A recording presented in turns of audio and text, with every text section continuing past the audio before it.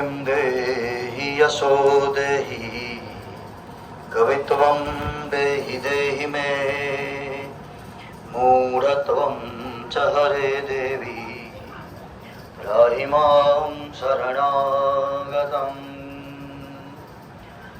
ज्ञानिनामपि चेतांसि देवी भगवती सा बलादाकर्षय मोहाय महामाया प्रयच्छति महामाया प्रयच्छति।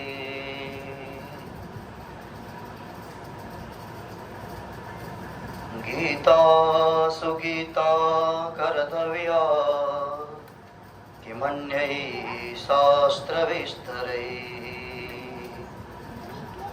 या स्वयं पद्मनाभस्य मुखपद्माद्विनिश्रुता।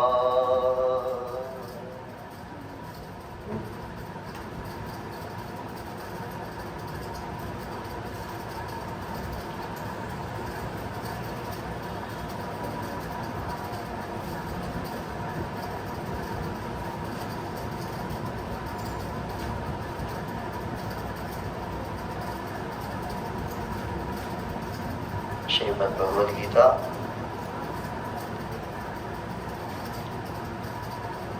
नवमो अध्याय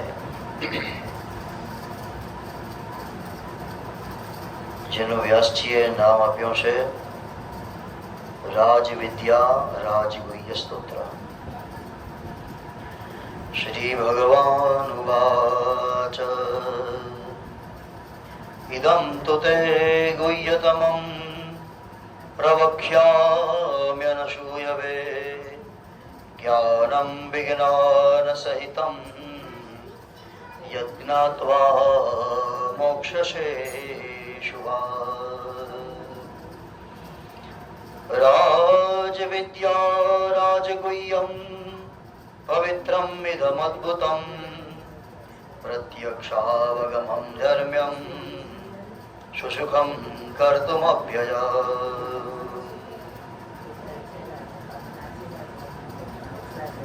નવમા અધ્યાયનું નામ છે રાજવિદ્યા રાજગુહ્ય. અને આ નવમો અધ્યાય એટલે શ્રીમદ ભગવદ ગીતાના બરોબર વચમાં આવેલો અધ્યાય કે મધ્યમાં ભગવાને આ મુખ્ય અધ્યાય કે જેની અંદર અમુક ગુહ્ય વાતો હતી એ પરમાત્માએ અર્જુનને સમજાવી છે. 18 અધ્યાય અને એના અડધા એટલે નવમો. અને ભગવાને પ્રથમ અહીંયા વાત કરી કે અર્જુન, તારા જેવા શુદ્ધ હૃદયના ભક્ત માટે આ પરમ ગોપનીય વિજ્ઞાન સહિત જ્ઞાનને હું ફરીથી સમ્યક રીતે એટલે કે સારી રીતે કહું છું કે જેને જાણીને તું દુઃખરૂપ સંસારમાંથી મુક્ત થઈ જઈશ. કે આ દુઃખ કયા પ્રકારનું હોય એ દરેક વ્યક્તિની સમજ પ્રમાણે એની અવસ્થા પ્રમાણે હંમેશા લાગુ પડતું હોય. આપણા જીવનની અંદર અત્યારે એક પ્રકારનું દુઃખ છે, બીજા વ્યક્તિના જીવનની અંદર કોઈ બીજા ત્રીજા પ્રકારનું દુઃખ હોય તો ભગવાન આપણને એ દુઃખમાંથી કેવી રીતે મુક્ત થવું એનો માર્ગ આ શ્રીમદ ભગવદ ગીતાની અંદર બતાવે છે. કે આ વિજ્ઞાન સહિત જ્ઞાન સગળી વિદ્યાઓનો રાજા, સગળા ગોપનીયોનો રાજા, અતિ પવિત્ર ગણ ઉત્તમ પ્રત્યક્ષ ફળ અનુભવી શકાય એવું ધર્મયુક્ત સાધન કરવામાં આવેલું સાવ સહેલું અને અવિનાશી છે. કે આ ગીતાજીનું જ્ઞાન એ અવિનાશી છે એવું પરમાત્મા પોતે આપણને કહી ગયા છે. એટલે ક્યારે પણ આ ભગવાનના શ્રી મુખેથી નીકળેલા વચન એ સૃષ્ટિની અંદર ક્યારે નાશ પામતા નથી. અને જે વાત ભગવાન કહી ગયા હોય એ વાત ક્યારે પણ અસત્ય હોઈ શકતી નથી. તો ભગવાને અત્યારે અહીંયા અર્જુનને પોતાનું આ સૃષ્ટિની અંદર સર્વત્ર વ્યાપકપણું સમજાવ્યું છે. અને જે કારણથી આપણે કદાચ અહીંયા બધા ભેગા થયા છીએ કે એક જીવાત્માને નિમિત્તે આપણે ગીતાજી સાંભળવા માટે ભેગા થયા. અને આ જીવાત્માના પણ પુણ્ય હોય તો જ આ ગીતાજી એ પૂર્ણ રીતે સાંભળી શકે, અથવા કુટુંબ પરિવાર પણ એના પ્રત્યે લાલાયિત થઈ શકે. નહીતર પુણ્યશાળી કર્મ એ હું ને તમે સરળતાથી કરી શકતા નથી. અમે વિદ્યાપીઠમાં ભણતા ત્યારે કંકોત્રીમાં લખવામાં આવે, લગ્નની કંકોત્રી નહીં પણ કોઈ પત્રિકા હોય, કોઈ સારું યજ્ઞ હોય કે ભાગ્યશાળી યજમાન, ત્યારે વિચાર થતો કે એને ભાગ્યશાળી શા માટે કહેવામાં આવ્યો. પણ અવસ્થાગત આપણને ખબર ન પડે. પણ પછી તમે જ્યારે એ વિષય વસ્તુની અંદર ઉતરો ત્યારે જ ખબર પડે કે ભગવાનની કૃપા ન હોય ત્યાં સુધી હું ને તમે ભગવાનનું નામ પણ લઈ શકતા નથી. તો ભગવાને અહીંયા અનાયાસે આડકતરી રીતે ગીતાજી શા માટે સાંભળવા જોઈએ એનો ઉલ્લેખ કર્યો છે. પિતામહસ્ય જગતો માતા ધાતા પિતામહ વૈદ્યમ પવિત્ર ઓંકારમ ઋગ્યજુષામએવ ચ. કે આ સકળનો દાતા એટલે કે ધારણ કરનાર, કર્મોના ફળને આપનાર પિતા, માતા, દાદા કે જે જાણવા યોગ્ય છે એ પરમ તત્વ પવિત્ર ઓંકાર ચારે વેદ એ હું જ છું. ગતિર્ભર્તા પ્રભુ સાક્ષી નિવાસ શરણમ શ્રુતત પ્રભવ પ્રલય સ્થાનમ નિધાનમ બીજમ અવ્યયમ. ભગવાને અત્યારે અહીંયા અર્જુનને કીધું છે કે અર્જુન, આ સૃષ્ટિ આખીને હલાવનાર, સૃષ્ટિનું ભરણ પોષણ કરનાર એ હું જ છું. કોઈ પણ જીવાત્માને જન્મ આપનાર તત્વ પણ હું જ છું. અને સૌની ઉત્પત્તિ પ્રલયનો હેતુ પણ હું જ છું. અને આ ઉત્પત્તિ પ્રલયનો હેતુ એટલે કે મનુષ્યના, જીવાત્માના અથવા કોઈ પણ વસ્તુના મૃત્યુની સાથે કે વિસર્જનની સાથે પરમાત્માએ એને જોડ્યા છે. એટલે આપણને ઘણી વાર દુઃખ થાય કે આપણા એક વડીલ સ્વજન હવે આપણી વચમાં નથી. પણ નથી તો પણ એ ક્યાં પહોંચ્યા કે પરમાત્માએ જ એને બોલાવ્યા છે. અને આગળ પરમાત્માએ એ જ વાત કરી ફરીને કે તપામ્યહમ વર્ષમ નિગૃહણાચ સુજામ્યહમ અમૃતમ ચૈવ મૃત્યુશ્ચ સદસચ્ચામહ અર્જુન. હે અર્જુન, હું જ અમૃત છું અને હું જ મૃત્યુ છું. સત અને અસત પણ હું જ છું. અને એટલા માટે જ આપણે અગાઉ વાત કરી કે કોઈ પણ માણસ નું અવસાન થાય એટલે આપણે એવી રીતે લખીએ કે અવસાન પામ્યા, મૃત્યુને પામ્યા. કે કોઈ પણ જીવાત્મા આપણા વચ્ચેથી છૂટે છે, દૂર થાય છે, પણ એ પરમાત્માને પામે છે. તો ભગવાને અહીંયા વાત કરી છે કે તે તમ ભક્ત્વા સ્વર્ગલોકમ વિશાલમ ક્ષીણે પુણ્ય મર્ત્યલોકમ વિશંતિ. કે આવો મનુષ્ય મૃત્યુ પછી પોતાના કર્મને લઈને એ સ્વર્ગ અથવા નરકને ભોગવતા હોય છે. અને ભગવાને શું વાત કરી કે ક્ષીણે પુણ્ય મૃત્યુલોકમ વિશંતિ. કે આપણે જે અત્યારે ભોગવીએ છીએ એ આપણા બધા જ પૂર્વના જન્મના કર્મનું ફળ છે. અને એવી રીતે જે જીવાત્મા સ્વર્ગપુરીની અંદર પહોંચે એ જીવાત્મા પણ પોતે સૃષ્ટિની અંદર કરેલા કર્મને જ ભોગવતો હોય છે. સૃષ્ટિની અંદર કરેલા કર્મ હું ને તમે સ્વર્ગપુરીમાં ભોગવીએ અને એ કર્મનું પુણ્ય સમાપ્ત થાય એટલે ફરી પાછો આપણો પૃથ્વીલોકની અંદર જન્મ થતો હોય છે. અને એવી રીતે જો કોઈ પાપી જીવાત્માએ ખરાબ કર્મ કર્યા હોય અને એ જીવાત્મા જો નરકની અંદર ગયો હોય તો નરકની અંદર પણ એના બધા જ્યારે કષ્ટ ભોગવાઈ જાય ત્યારે આ જીવાત્મા એનો ફરી પાછો જન્મ એ પૃથ્વીલોકની અંદર થતો હોય છે. તો ભગવાને અહીંયા કર્મની ગતિ બતાવી છે. ભગવાનની કેવી રીતે ભક્તિ કરવી એનું પણ પરમાત્માએ જ અહીંયા વિધિ બતાવ્યું છે. અને શું વાત કરી કે જે કંઈ આપણે ભોગવીએ એ આપણા જ કરેલા કર્મ છે.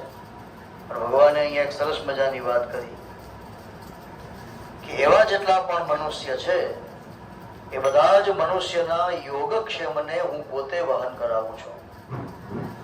યોગક્ષેમ એટલે શું કે જે તમારી પાસે વસ્તુ નથી એ પરમાત્મા તમને પ્રાપ્ત કરાવી આપે એનું નામ છે યોગ.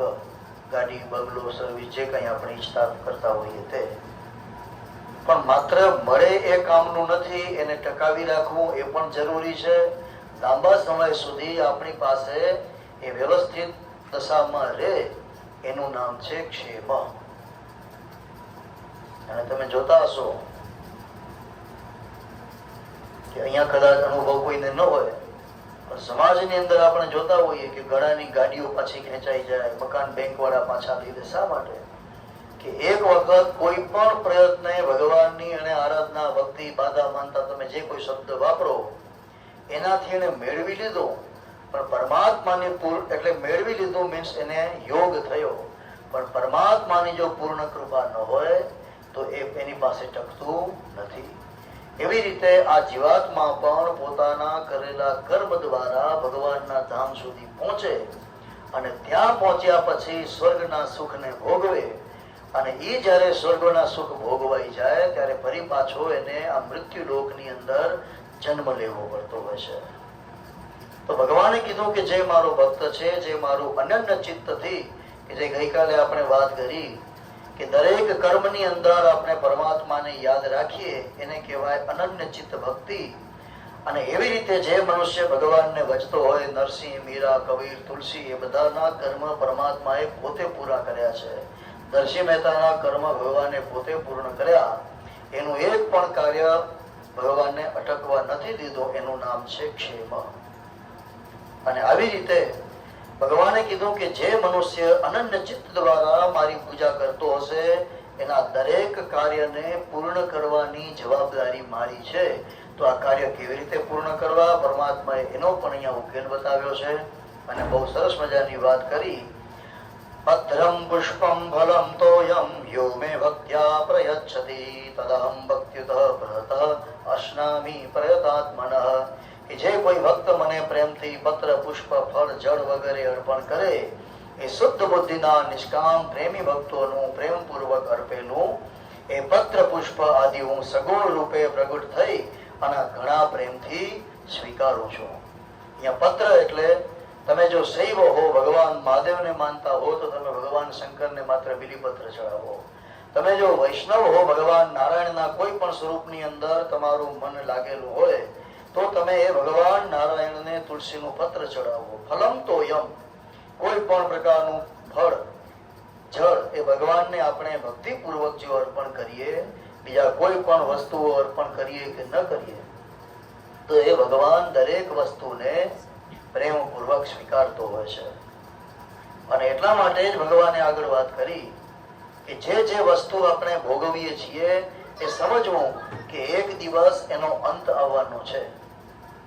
તમે જો અત્યારે જીવનની અંદર કોઈ પણ રીતે દુઃખમાં હો, કોઈ પણ પ્રકારનું દુઃખ હોય અને દિવસે દિવસે એ દુઃખ વધે છે અથવા તમે દુઃખને જ અનુભવ કરો છો તો સમજવું કે આપણો એક દુઃખ ભોગવવાનો દિવસ ઓછો થયો.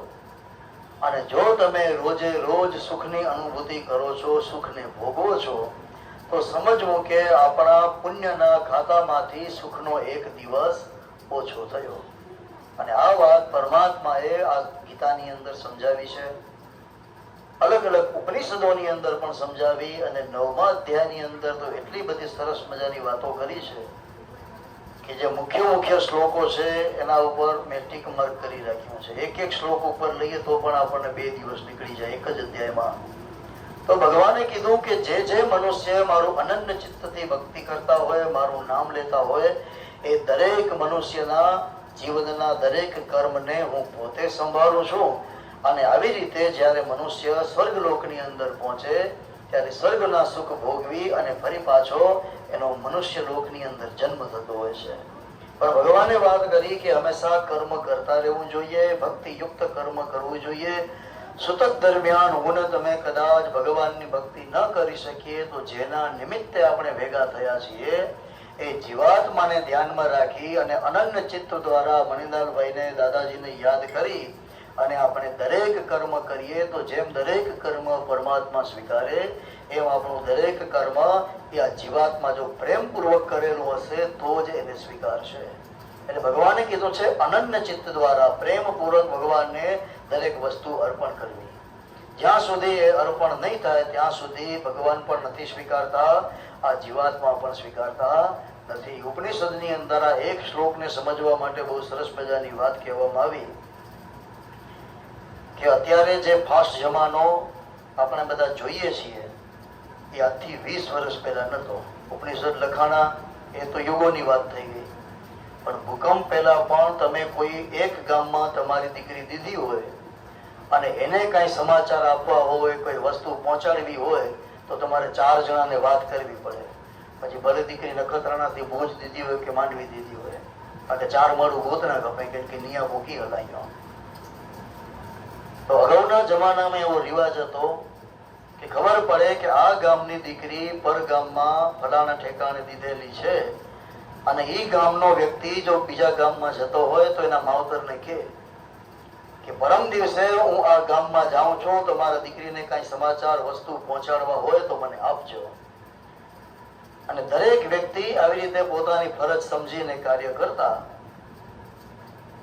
એટલે એક ભાઈ આવી રીતે દીકરીના માવતર પાસેથી કોઈ વસ્તુ લઈ અને એને દેવા ગયા. ગામમાં પહોંચ્યા, દીકરીનું ઘરનું સરનામું પૂછ્યું, ઘરે પહોંચ્યા, આવ વગત થઈ અને પછી ભાઈએ જે કઈ એના માવતર પક્ષ તરફથી વસ્તુ આપવામાં આવી હતી એ કાઢીને એને બધી દીધી. હવે આટલી વાર થઈ ત્યાં સુધી આ દીકરીના સાસુ સામે જ બેઠા હતા. પછી સાસુમાં ઉભા થયા અને આડી અવળી વાતો થતી એટલે પૂછા કરી કે દીકરી તું તો બરોબર છો પણ તારા સાસરિયા કેમ છે?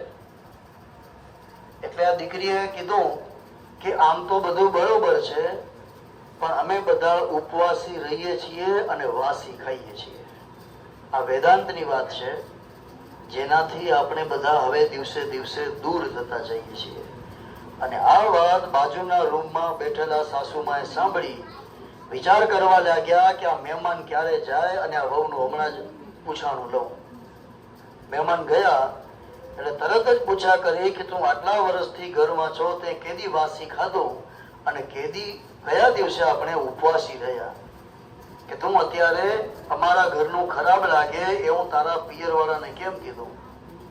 ત્યારે આ દીકરીએ કીધું કે એવું નથી, હું ઘણી જ સુખમાં રહું છું, આપણે ઘણા જ સારી રીતે રહીએ છીએ, પણ માં આપણે જે કઈ અત્યારે ભોગવીએ છીએ એ આપણા પૂર્વ જન્મના કર્મનું ફળ છે એટલે આપણે વાસી ખાઈએ છીએ. તો કીધું ઉપવાસી રહીએ એટલે શું કે આપણી પાસે ભગવાનની આટલી કૃપા હોવા છતાં આપણે ભગવાનનું કોઈ નામ નથી લેતા, કોઈ દાન પુણ્ય કરતા નથી, તો આપણે આવતા જન્મમાં પામીશું શું? એટલા માટે કીધું કે અત્યારે આપણે ઉપવાસી રહીએ છીએ. તો ભગવાને અંદર આ ગીતાની અંદર આ જ વાત સમજાવી કે ક્ષીણે પુણ્ય મૃત્યુલોકમ વિશંતિ, કે જો તમે અત્યારે ખૂબ સુખમાં છો અને તમે કાંઈ પણ પુણ્ય અર્જિત નથી કરતા તો સમજવું કે આપણું પુણ્ય પણ એક દિવસ ખૂટી જશે. ઘણાના જીવનની અંદર તમે જોતા પણ હશો કે એક સમય બહુ સારો હોય ને અચાનક એવું થાય કે બધું બગડી જતું હોય તંત્ર. એનું કારણ શું કે જીવતે જીવ જે કઈ હું ને તમે પુણ્ય ભોગવીએ છીએ એની અંદર આપણે કઈ વધારો કરતા નથી. તો આ જીવાત્મા જે પોતાનું પુણ્ય લઈ અને કર્મ માર્ગે આગળ વધ્યા છે એની અંદર મારી તમારી બધાની ફરજ થાય કે આ જીવાત્મા સુખરૂપે ભગવાન સુધી પહોંચે. એટલા માટે આપણે 12 દિવસ દરમિયાન જે કઈ સત્કર્મ કરીએ એ બધું જ સત્કર્મ આ જીવાત્માને અર્પણ કરીએ. અને આવી રીતે ભગવાને કીધું કે અપિચેત સુદુરાચારો ભજતે મામ અનન્ય ભાગ સાધુરે વસ્સ મંતવ્ય સમ્યક વ્યવસિતો વિષ.